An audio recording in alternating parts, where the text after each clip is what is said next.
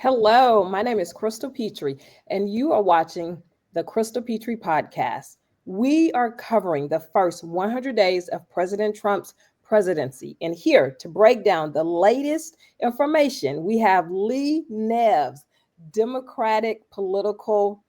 What would we say for that last one, Lee? Uh, Consultant, strategist, guy who does the thing, all the above.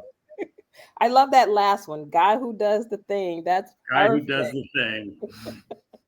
Okay, Lee, thank you so much for joining me on the podcast to help us break down and understand President Trump's first 100 days. The first thing that we're going to talk about, I think everyone is talking about and thinking about, is this email that Elon Musk sent over the weekend on Saturday specifically. Can you let me know and my audience know about this email that Elon Musk sent out? I'm fairly certain he got the idea from a scene in that movie Office Space. It has to be.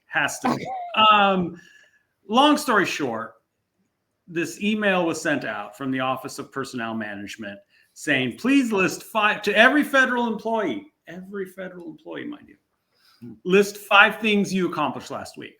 Elon Musk then goes on his own X account, a non-governmental account, and says, everyone needs to answer these 5 things you did last week. If you don't, you'll be fired.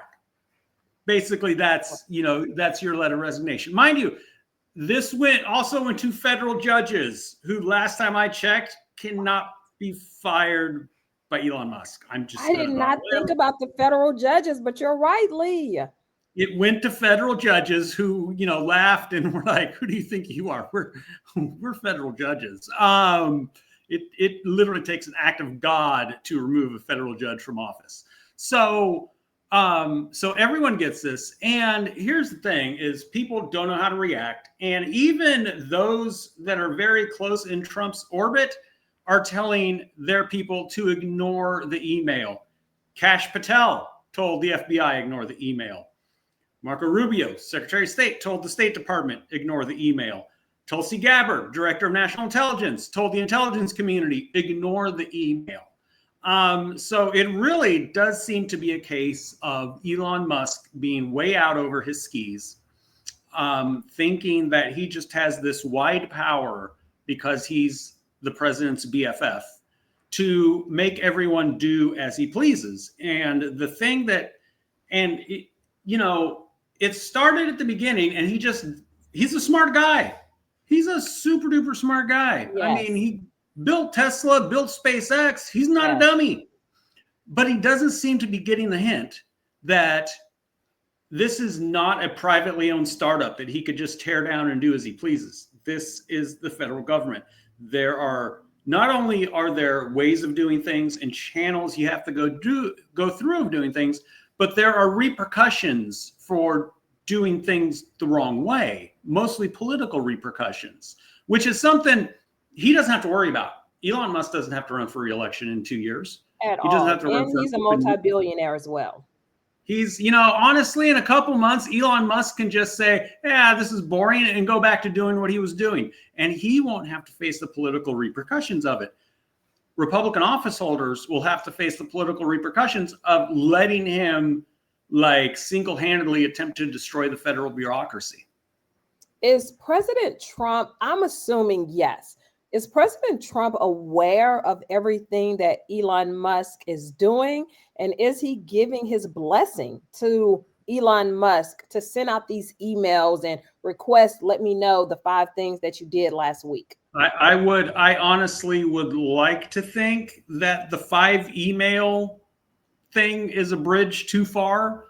Obviously, President Trump has given Elon Musk, a lot of room to play with in regards to cutting federal spending.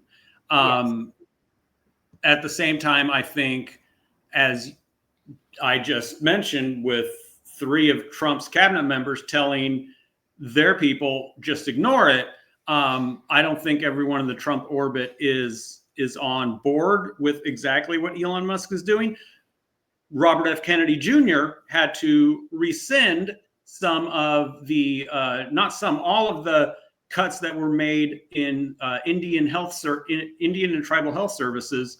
Those people that got cut by Elon Musk, he is hiring all back. So you've got a lot of people in Trump's orbit who are starting to get real sick and tired of what Elon Musk is doing. It's being very counterintuitive to them being able to do their job and implement the policy that Donald Trump got elected on. But for the time being, Elon Musk does seem to have the president's ear, and the president seems to be giving him a lot of leeway. Yes, he is. Lee, speak to us about, so Elon Musk sent out this email on Saturday and stated that if you don't respond, that's your resignation. Then he stated again, I think he gave like a deadline or something, if you don't respond by this deadline, that's your resignation. This morning, today, Monday, Doge employees started quitting because of Elon Musk's email. So what do you think about that? His own employees, if that's what we want to call them, are now quitting. Well, no one likes a micromanager. And this is classic micromanaging. Look, I once upon a time was chief of staff for a state legislator. And my method of management was district director, make sure what happens in the district gets done. Ledge director, make sure our ledge stuff gets done. Let's make sure we get from point A to point B. I don't care how you get there, as long as you get there in the time allotted, let's get there and do your job. I gave them the freedom to do their job they best saw fit. As long as the results that we needed were taking place, I was a very happy chief. And that is the way the best workplaces work. Your chief executives give those underneath him delegate the power to make things happen. And those the power delegate to as the more you go down the ladder or the pyramid, whatever you want to call it, you give your subordinates the power, the ability, and the flexibility to get their tasks accomplished. As long as that is happening, as long as the trains are running on time, as long as money is being made, as long as tasks are being completed, then everyone is a very happy camper. The worst workplaces, and I've worked in them, is where you have micromanagers that are like, what'd you do today? How did you do it? Why did you do it? And that's what's happening here. Elon Musk is being a very classic micromanager, which honestly is surprising because I'm going to go on a limb and say he doesn't do this at Tesla. He probably doesn't do it at SpaceX. He probably lets the experts there make the cars, make the rockets, make sure they run on time, make sure the advertising is out there, and make sure he's making money. And so the fact that he is doing this now is, I don't think he's hearkening back on his business acumen. I think he's hearkening on the fact that he sees himself as probably the second most powerful person in the government behind the president himself. And he's on a little bit of an ego and a power trip. And anytime any politician or anyone involved in politics, and look, Elon Musk may not be a politician, but he's definitely involved. He has inserted himself. Anytime that you go on an ego and a power trip, the natives are going to get very restless and turn against you very quick. Absolutely. Lee, is there any benefit to what Elon Musk is doing with this email and asking people to list the 5 things that you accomplished last week? Is there any benefit to that? There is zero benefit. We're dealing with adults here. It's not like we're dealing with your child and you are asking them, name me the 5 chores you got done, or, what are 5 things you did at school that were positive. Look, I once upon a time was married, and me and my ex-wife had a child, my stepson. And at dinner, it'd be like, hey, buddy, tell me 3 good things about today. Yes. That's fine. These are professional, hardworking adults who are educated, who are accomplished, and who are, a lot of times experts in their field, or at least very good at what they do. And to send out this very condescending, you need to tell me 5 things you did at work last week, There is zero positive things. What you're telling me here is that Elon Musk is going to go through and read every single one that every federal employee sent over. No, he's not. It is clearly simply a power trip on his part to make people bend to his will. Now, earlier in the podcast, Lee, you were stating like Kash Patel told his people not to respond. Of course, federal judges, they're not responding. But for the people that are not under, I'll say like that safety umbrella, do they have to respond? Should they respond? I wouldn't. I wouldn't. If honestly, if I were a federal employee, if it was an email from my direct supervisor, from my direct superior, then yes, I would respond. If it was an email from some guy who's on a little bit of a power trip, I just would be like, nope. And if you want to can me, I'll probably go make more money in the private sector. Thank you very much. And that was going to be my next question. Does Elon Musk even have the power to terminate these federal employees? No. And if he tried to for this, there would probably be the lawsuit of all lawsuits, because there obviously are union protections. A lot of federal employees are a member of a union. You have union protections, which are ironclad. It was a contract that was negotiated between the union and the government, and you got to follow the specs of the contract. So, I mean, he could try, and he would go to court and first of all, they'd get an injunction ASAP to stop the termination. And at the end of the day, Elon Musk would lose in court. Absolutely. So before we hopped on this podcast, Lee, I checked the numbers. About 1 million people have responded and returned. This is what I accomplished last week. So now the issue is, who's going to read all of those emails and respond to over 1 million and growing emails? Knock yourself out, Elon. You've got some homework for you.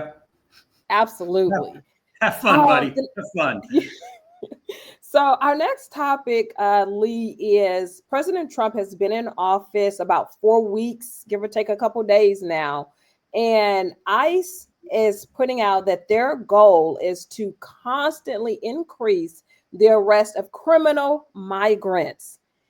Is this needed? Is the increase needed? Because they've arrested almost 14,000 thus far. So is arresting criminal migrants needed? Yes. And a lot of people agree that we should arrest those undocumenteds who are here committing crimes. And we're talking the worst of the worst. And that's what even the borders are. Tom Homan came out and said, we're going to do. We're going to arrest the worst of the worst. And, in the first few days after the inauguration, you saw the federal government put out, we arrested 171 undocumented migrants who, committed murder, homicide, and assault. A couple of days after that, we arrested 275 who committed sex crimes. The problem that you're now having is that of the 14,000 you mentioned they arrested, 41% were non-criminal. 41% of that population were non-criminal.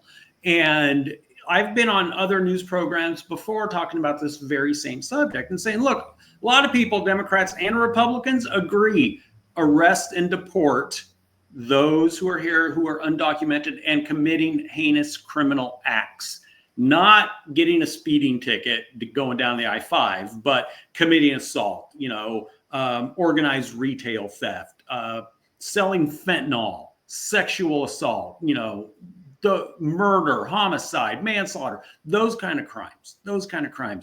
You have a now Democratic congressman out of Long Island who actually flipped that seat from Republican to Democrat, campaigning on that issue, saying, I'm going to be in favor of the border bill that Trump scuttled last year, that was actually put forth by Oklahoma Senator Langford, that was going to beef up border security and do a lot of things that Republicans want on the border. But it is an election year, and we want to keep that issue on the table, is what the Republicans were saying.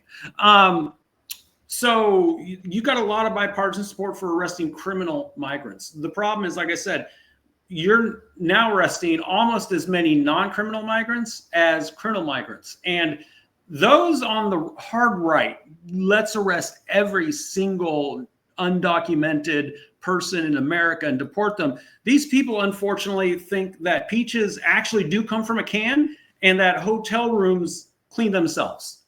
Lee. It's 100% correct. Look, I live in California, Central Valley, Stockton, California.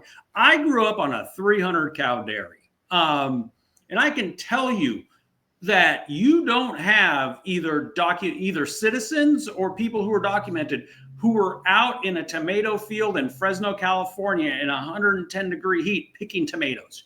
You don't have that anymore. Look, my parents did that when they first came here. They had their papers, they had their green card. That was way back in the late 60s, early 70s. It's a different day and age now. The people doing that hard work, the people who are doing the work that makes our billion dollar ag economy run, that's done on the back of undocumented migrants.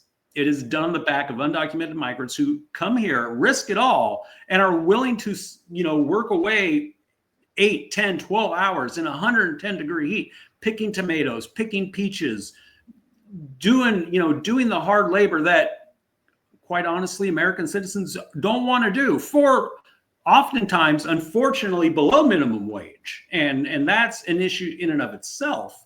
I mean, look, this entire immigration issue needs a fix. Everyone agrees it needs a fix. And if we can have self-driving cars taking me from place to place in San Francisco, I think we can come up with the technology to actually have a fix to our immigration issue, to make sure that ag and construction and hotels are getting the workers they need to be able to run effectively while, strangling the illegal the illegal immigration trade from the coyotes and whatnot. But that being said, that's what a large part of our economy runs on right now. And if you were to arrest every single undocumented migrant in the United States and send them back to their country of origin, America would be in for a rude wake-up call. You would have food shortages beyond belief because there's no one out there to pick the crops. There's no one out there to pick the crops in our Central Valley, not in the Salinas Valley, not in Florida, not in Michigan. I could go on and on and on.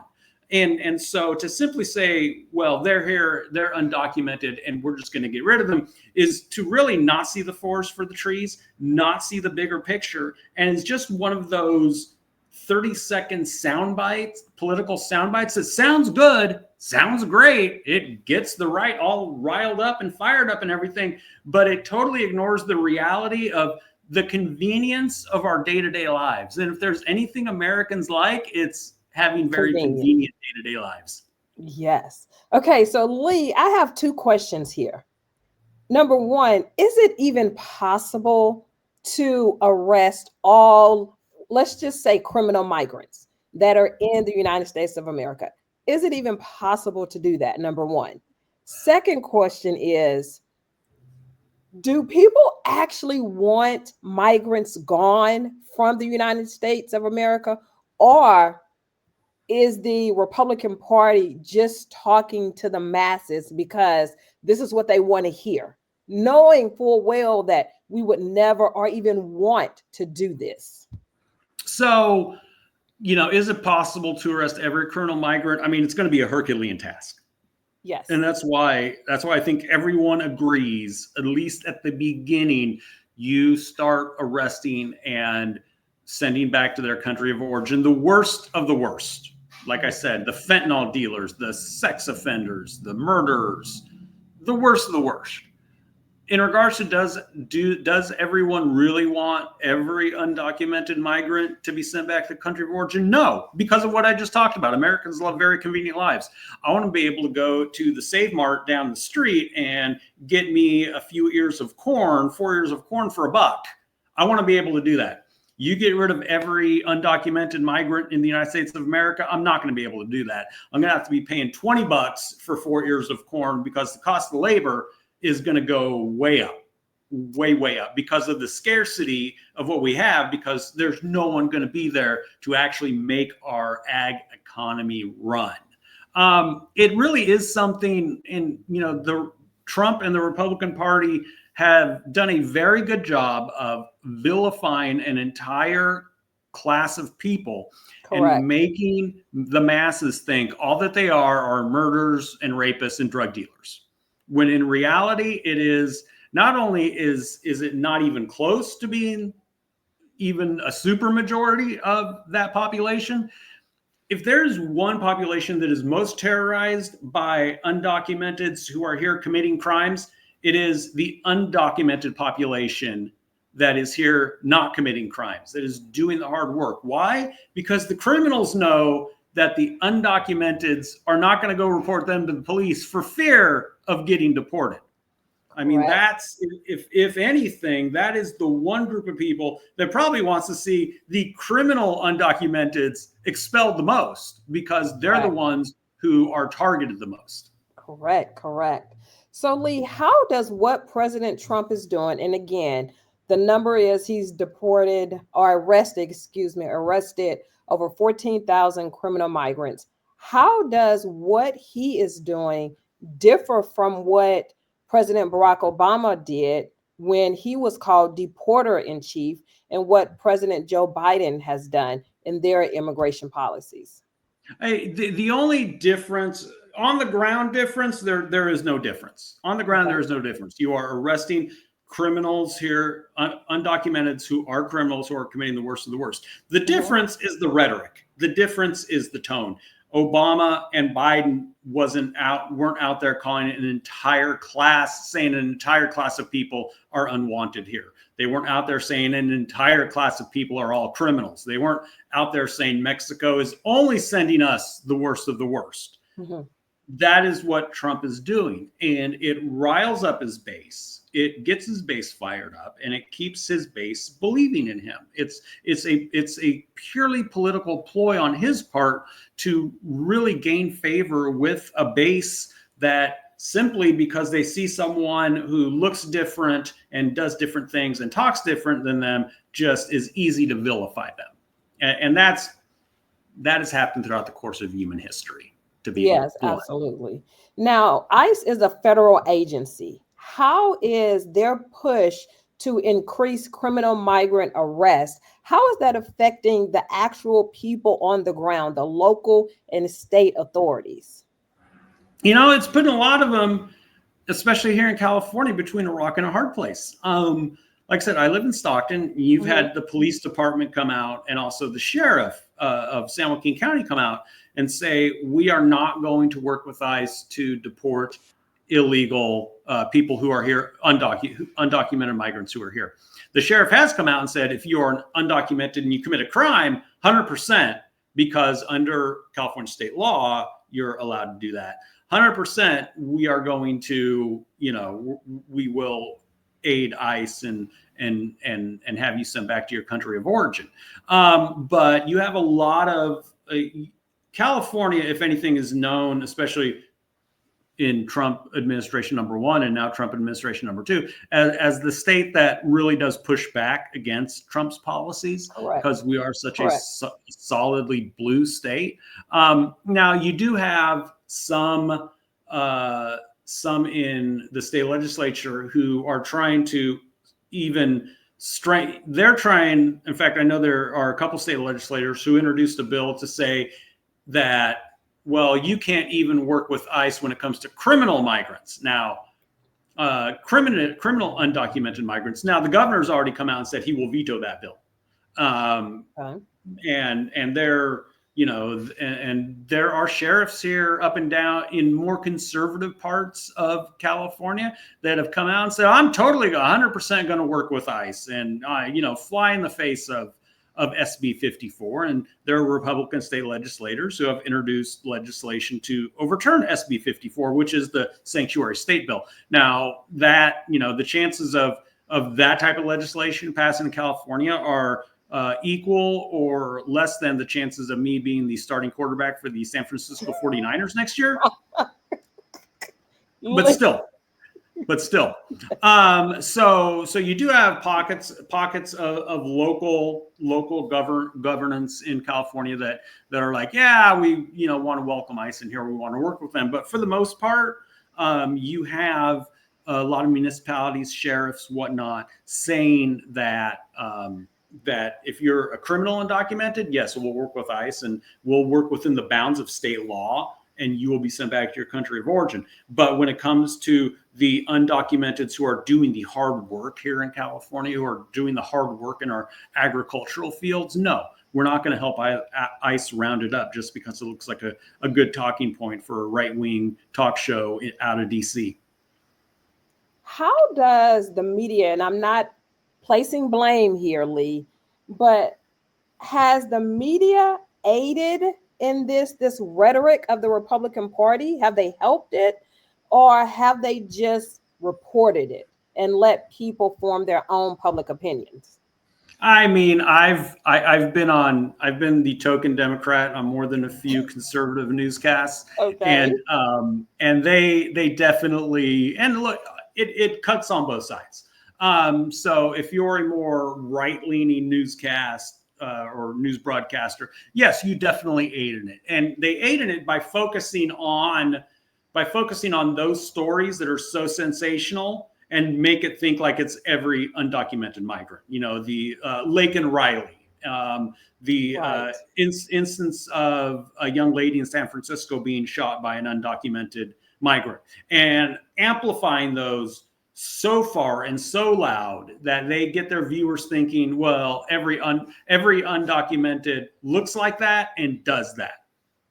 On the same hand, for those news broadcasts that are more left leaning, you know, they're gonna, you know, trot out the family of four that is you know, out there hustling and trying to earn a living and not committing crime, and saying, well, these are who all the undocumenteds are, and there's really not, you know, they try to minimalize the criminal undocumenteds. In reality, it's, look, it has to be a mix of the two. You just report what's happening.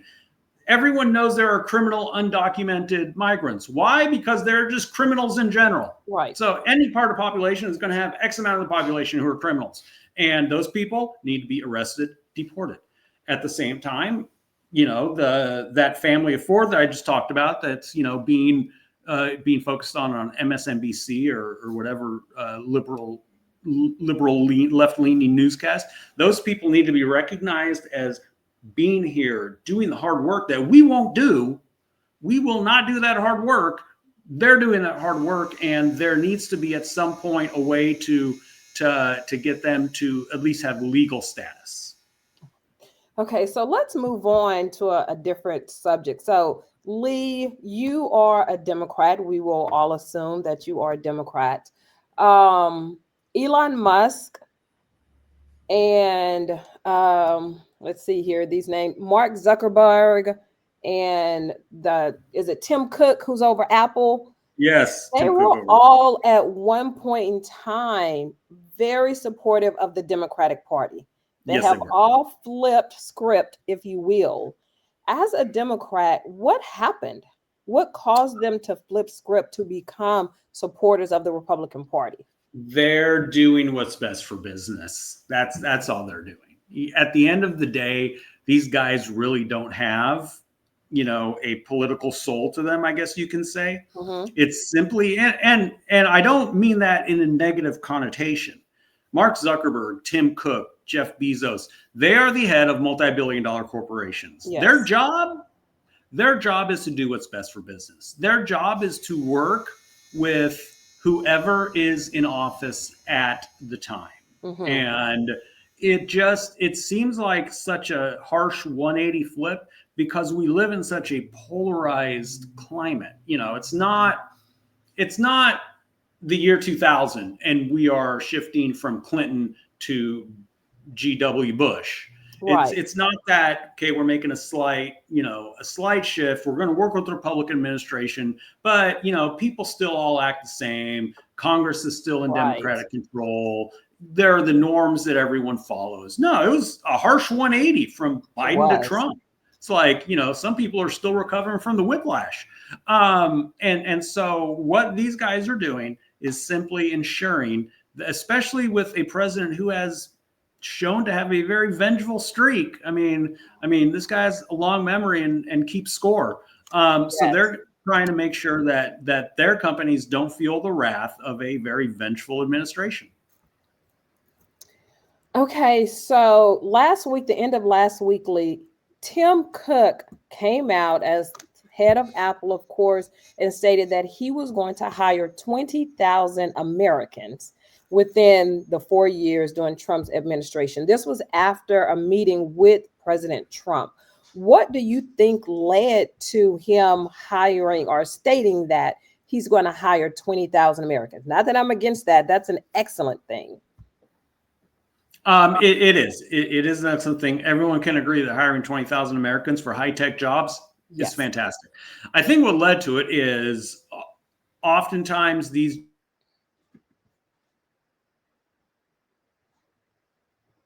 jobs would be outsourced or far, far lower. So you have Trump, who is going to be placing tariffs on any country that he thinks of when he wakes up in the morning of late.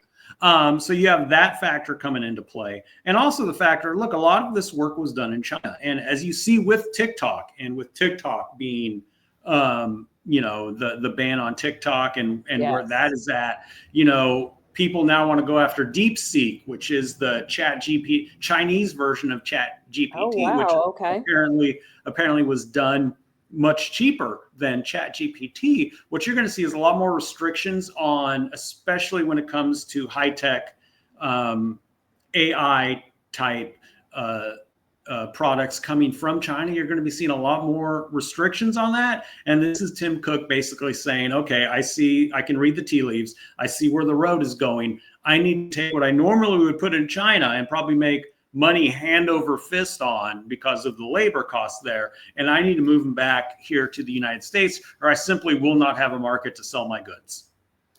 Do you think that Tim Cook and Apple received any kind of incentive? I'll use the word incentive, tax breaks in exchange for stating that they would hire 20,000 Americans? Time will tell. I mean, they can only receive those if they're baked into legislation that is passed by the House, then the Senate, then signed by the president.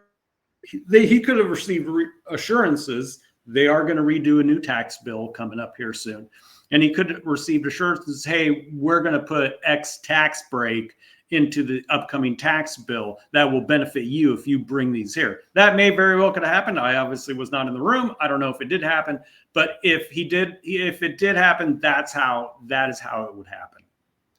Do you think, and we're getting ready to wrap up here, Lee, do you think that Apple hiring 20,000 Americans over the next 4 years, are they doing that? And again, this is a great thing, but are they doing that just so the economy and the employment numbers will look good under President Trump? No, I think Tim Cook is doing it, to make Apple look good. Their PR looks great. And like I said before, I think they're doing it to get ahead of what is coming down the road in regards to tariffs, in regards to what products we can sell in America and what products we can't. I think he probably had that meeting. And once again, this is all conjecture on my part. Probably had that meeting, probably sees where the road is going, say, I'm going to get ahead of it, and I'm going to do what is best. Like I said, these guys don't have a political soul. And once again, don't mean that in a negative connotation. They are going to do what is best for business. They're going to do what's best for their shareholders. Because if they don't, they are not going to be CEO much longer. Right. Okay, so my final question for you, Lee, do you have any thoughts or opinions on Joy Reid's show being taken down? She had her own show on MSNBC. Many people considered her very left-leaning, very liberal. Do you have any thoughts on her show being taken down? This actually, I was on a network the other day, and this question did come up. So look, anytime it comes to a TV show, left-leaning, right-leaning, you need the ratings. And at the end of the day, I think Joy Reid was just a casualty of her ratings dropping. If you don't have the ratings, you can't sell the advertising, and NBC Universal cannot make money on your show. And that is the bottom line for NBC Universal. Now, why did her ratings drop? Could have been for a variety of reasons. I know a lot of my fellow Democrats these days just are scared to turn on the TV and watch the news. I think a lot of people are abandoning traditional cable type news shows. They are going to get their news off of a podcast like ours or off Instagram or Facebook or whatnot. So there are a lot of factors that could have led to her ratings decline. But at the end of the day, if Joy Reid had tremendous ratings, she would still be on the air. And so I just think it was, unfortunately, because look, I enjoyed her show. I think she was a voice, a very necessary and thoughtful voice out there when it comes to the political world. But unfortunately, the ratings didn't justify her staying on the air. Absolutely. Well, thank you so much, Lee, for joining us on this podcast and helping us break down and make sense of some of the things that's happened under President Trump's watch so far. I appreciate it. Thank you for having me. Absolutely. And to my audience, thank you so much for tuning in. You can get Lee's podcast on YouTube and Apple Podcasts. Also, make sure you stay tuned. We are going to follow President Trump's first 100 days in office.